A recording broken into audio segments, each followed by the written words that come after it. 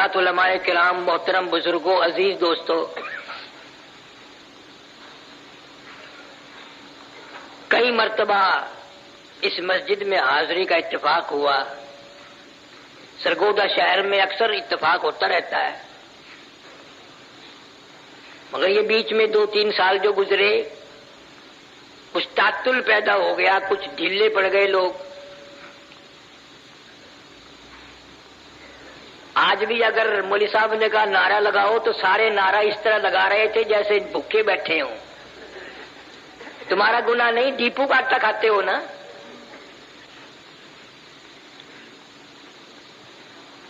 خدا کی قسم، میرا عقیدہ ہے، ایمان ہے، یقین ہے کہ میری تیری زندگی میں یہ جو وقت گزر رہا ہے، ان محفل اور مجالس کا وقت جب ہمارے نامہ اعمال میں قیامت کے دن یہ وقت آئے گا تو ہر آدمی پچھتاوے گا، اے کاش ساری زندگی یوں ہی گزرتی.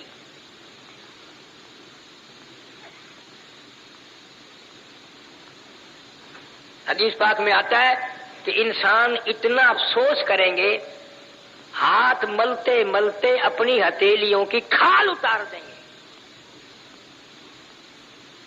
تمہیں معلوم بھی ہے میں کس دن کی بات کر رہا ہوں، جس کا تیرے دل میں آج تک یقین نہیں آیا. میں قیامت کے دن کی بات کرتا ہوں. یقین آئے یا نہ آئے، قیامت تو آئے گی. اس لیے میں کہتا ہوں سردی میں 12-13 گھنٹے کا دن، گرمی کی موسم میں 16-17 گھنٹے کا دن، قیامت کا ایک دن 50,000 سال کا ایک دن. اور یہ قرآنی بات ہے، تاریخی بات نہیں، کسی کا قول نہیں. 50,000 سنہ، 50,000 سال کا ایک دن. نہ شام آئے، نہ صبح آئے، نہ دن ڈھلے، ٹھیک دوپہر سورج کھڑے کھڑے 50,000 سال گزر جائیں گے. حدیث شریف میں آتا کوئی آنکھ پانی کا قطرہ نہ دیکھ سکے گی، کوئی آنکھ سایہ اور چھاؤں نہ دیکھ سکے گی. قیامت کا جب بگل بجے گا، گھنٹی بجے گی، اتنی زوردار ہوگی، اتنی قہر آلود ہوگی. حضور صلی اللہ علیہ وسلم نے فرمایا یہ اتنا بڑا سمندر پوری دنیا کو جس نے لپیٹ رکھا ہے، ندی، نالے، دریا، چشمے، کنویں، حضور صلی اللہ علیہ وسلم فرماتے ہیں صرف بگل بجنے سے، قیامت کی گھنٹی بجنے سے ساری کائنات سے ایک قطرہ پانی نہیں ملے گا.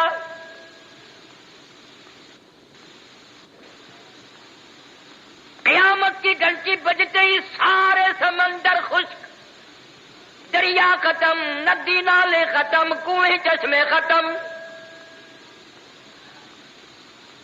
حضور صلی اللہ علیہ وسلم فرماتے ہیں لوگ اتنے روئیں گے، اتنے پچھتائیں گے، کیا بن گئی؟ فرمایا یا ایھا الناس اتقوا ربکم ان زلزلۃ الساعۃ شیء عظیم. اور لوگوں، بادشاہ، وزیروں، فقیروں، تاجروں، مالداروں، اتقوا ربکم، ڈرو اپنے پروردگار سے، وہ ایسا وقت لائے گا ان زلزلۃ الساعۃ شیء عظیم. یہ اتنی بڑی زمین بوریے کی طرح لپیٹ کے پھینک دی جائے گی.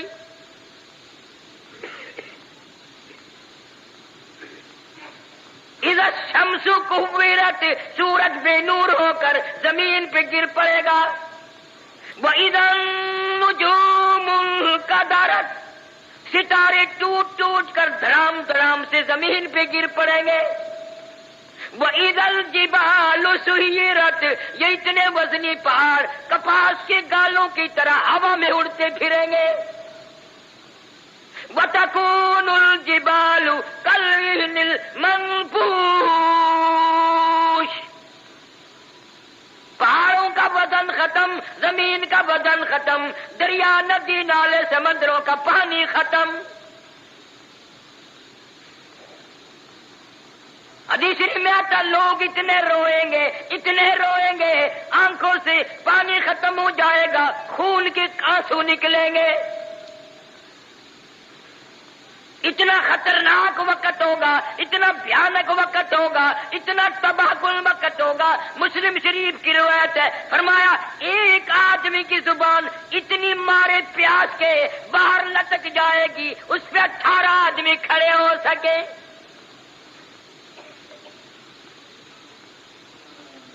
یقین نہیں، یقین ہو نیند نہ آئے، یقین ہو پھر یوں زندگی تھوڑے ہی گزرے. لفظ قیامت قیامت سنا ہے، یقین کبھی نہیں آیا. اگر یقین آ جائے پھر دیکھو اس دنیا میں تماشا. جن کو یقین آیا ان کی زندگی کچھ اور طریقے سے گزری. ایک اللہ والے نے عشاء کی نماز پڑھ کے 40 برس تک فجر کی نماز عشاء کے وضو سے پڑھی.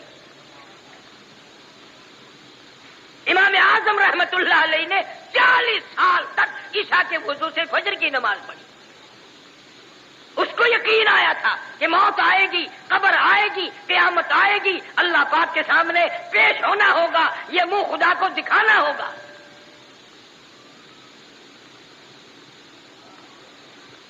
دنیا کی عدالت پہ یقین ہے کہ عدالت نے بلایا ہے جانا پڑے گا، اور خدا کی عدالت پہ تیرا یقین نہیں.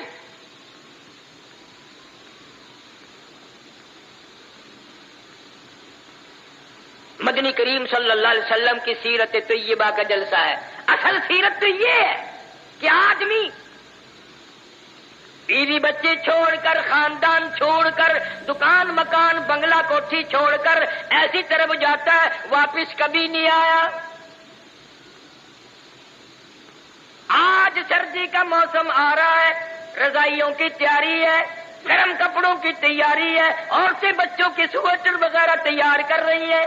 گرمی آئے گی، ہوا کا کام تیار ہے، پنکھوں کی صفائی ہو رہی ہے، نئے پنکھے خریدے جائیں گے، پتلے کپڑوں کی تیاری ہے. او مسلمانوں، سرگودے کے مسلمانوں، مجھے یہ بتاؤ قیامت کی خبر کی تیاری ہم کب کریں گے؟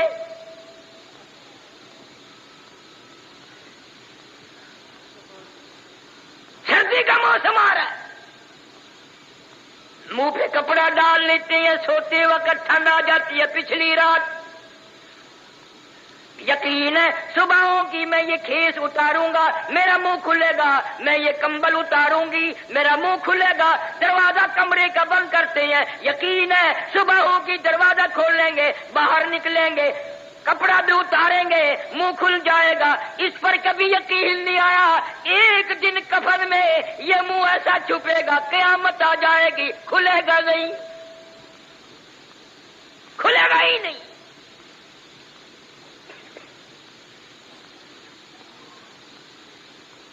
نئے نئے انداز کی آج ہماری موت آ رہی ہے. رحیم یان خار شہر میں چند مہینے ہوئے ایک عالم کا انتقال ہوا، اخباروں میں بھی آیا، میں خود بھی گیا تھا. مغرب کی جماعت خود کرائی مولوی صاحب نے، اور بعد میں 2 سنتیں پڑھنے لگے. پہلی رکعت کے پہلے سجدے میں ہی موت آ گئی. سبحان ربی الاعلیٰ پڑھتے ہوئے موت آ گئی، وضو کے ساتھ موت آ گئی، سجدے میں موت آ گئی، اللہ کے حضور میں عاجزی کرتے کرتے موت آ گئی. ساری عبادات میں نماز اہم عبادت ہے، اور نماز کا مقصد سجدہ ہے، سجدے میں موت آ گئی. اب دل تو تمہارا بھی کرتا ہے سجدے میں موت آ جائے، پر مسجد میں آتے نہیں. کیا حضرت اسرائیل تجھے پکڑ کے دھڑام سے مسجد میں پھینک دے گا کہ سجدے میں گرجا میں آ رہا ہوں؟ دل کرتا ہے، تیاری کوئی نہیں کرتا. یقین ہی نہیں کہ یہ دنیا بڑے بڑے چھوڑ گئے، کیا میں نہیں چھوڑوں گا؟ ہزاروں کو قبروں میں پہنچا دیا، کندھوں پہ اٹھایا، جنازے پڑے، ہزاروں کی قبروں پہ مٹی خود ڈالی، اور اپنے اوپر مٹی پڑنے کا آج تک یقین نہ آیا. ہزاروں کو میتوں کو غسل دیتے ہوئے دیکھا، غسل خود بھی دیے اور اپنا یقین کوئی نہیں، پتہ نہیں میری اس حالت میں موت آئے، غسل بھی نہ ملے، کفن بھی نہ ملے، قبر بھی نہ ملے، جنازے کی نماز بھی کوئی نہ پڑھے۔ حالات بن رہے ہیں، تمہارے سامنے بن رہے ہیں۔ پچھلے دنوں ملتان کے پاس سپر ایکسپریس کا حادثہ ہوا، اخباروں میں آیا 6 بوگی تباہ ہو گئی، ان لوگ 5 آدمی مرے، یعنی ایک آدمی 2 بوگیوں میں لٹکا ہوا تھا۔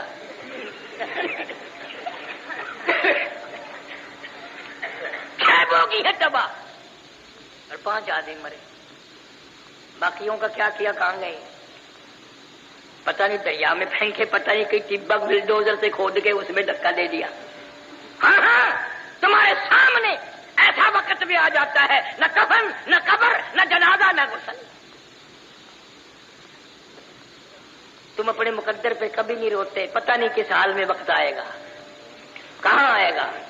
مولانا کی موت تو سجدے میں آ گئی، آج کتنے لوگ ایسی جگہ مر رہے ہیں جہاں کا نام لیتے بھی شرم آتی ہے۔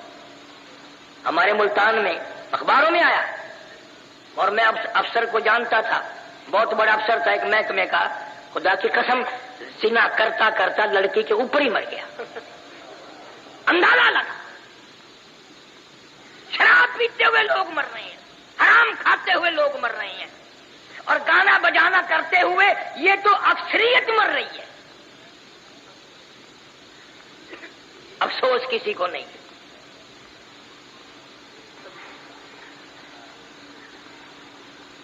سیرت النبی صلی اللہ علیہ وسلم کا ایک بہت بڑا عنوان ہے، عورتیں اگر سنتی ہیں، سن رہی ہیں تو مبارک ہو، نبی پہلے آیا بھی عورت کی گود میں، اور نبی جب دنیا سے رخصت ہوئے تو عورت کی گود تھی۔ کوئی نہیں کہہ سکتا نہ ابو بکر کی گود تھی، نہ فاروق اعظم کی تھی، نہ عثمان کی تھی، نہ علی مرتضیٰ کی تھی، عائشہ صدیقہ اور فاطمہ الزہرا کی گود تھی۔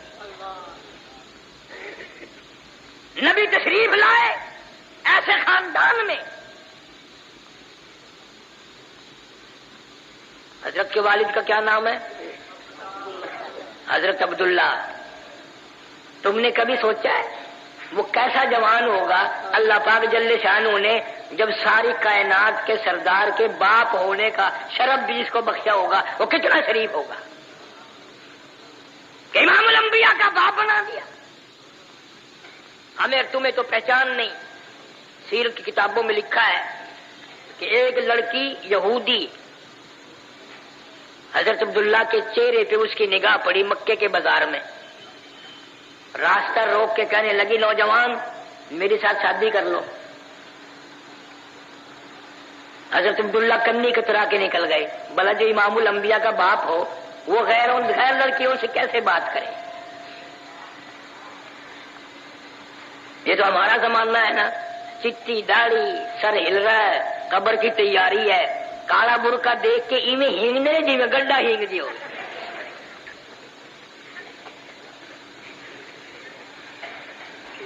یہ بڑے میاں قبر کی تیاری کر رہے ہیں۔